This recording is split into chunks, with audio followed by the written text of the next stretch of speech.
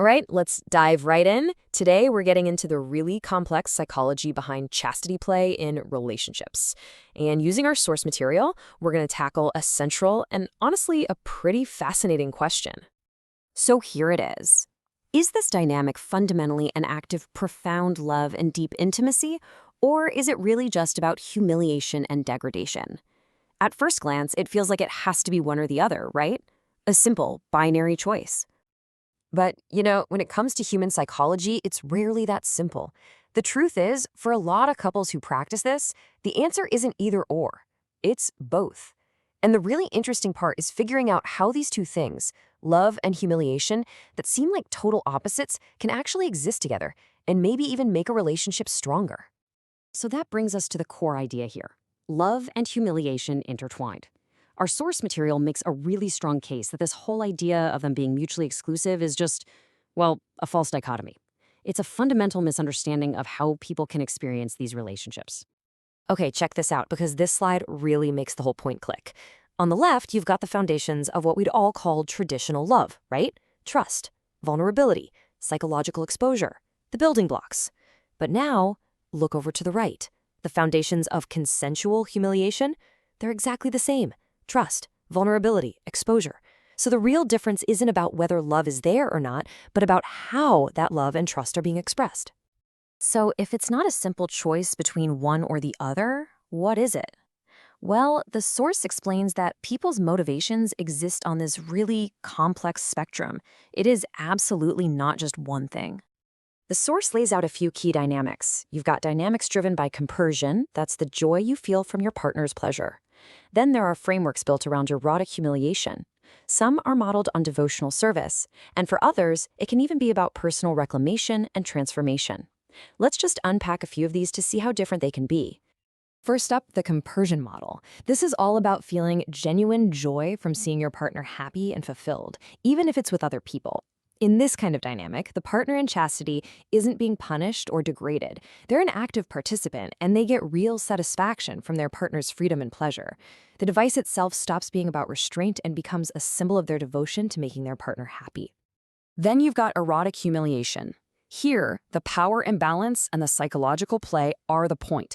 But, and this is so important, our source is really clear that this is not about genuine contempt. It is 100% consensual, it's negotiated, and it's surrounded by things like safe words and clear limits. The paradox here is pretty wild. For many couples, being willing to be that vulnerable, to trust your partner with your deepest sense of shame inside a scene, actually creates this incredibly profound love and connection outside of the scene. And the third major driver is devotional service. In this framework, chastity is seen almost like a sacred offering, a sacrifice you make to show how much you adore your partner. The language people use to describe it is often almost spiritual. It's about finding transcendence through denial and finding joy by serving someone you truly revere. Humiliation might be a part of it, sure, but it's all wrapped up in this much bigger context of worship. But here's the thing. It doesn't matter where a couple lands on that spectrum, whether they're all about compersion or humiliation or devotion. The entire thing, every single dynamic, rests on one universal foundation: communication. And this quote from the source just nails it.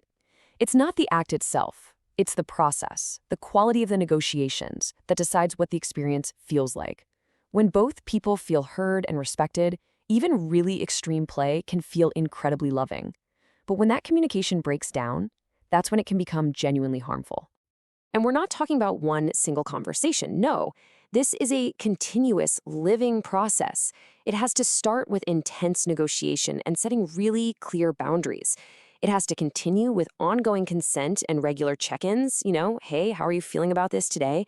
And, crucially, it has to include emotional processing and aftercare to make sense of the experiences. This is what care and love look like in action. So, all of this brings us right back to where we started. But now, hopefully, we can see why that initial question was maybe the wrong question to ask in the first place. Yeah, the big takeaway here is that asking, is it love or is it humiliation, is a false choice. It's trying to cram a hugely complex and personal human experience into a tiny little box where it just doesn't fit. The simple, binary framework, that's the real problem. And I think this final quote from our source material just wraps it all up perfectly. The answer isn't that it's about love or humiliation.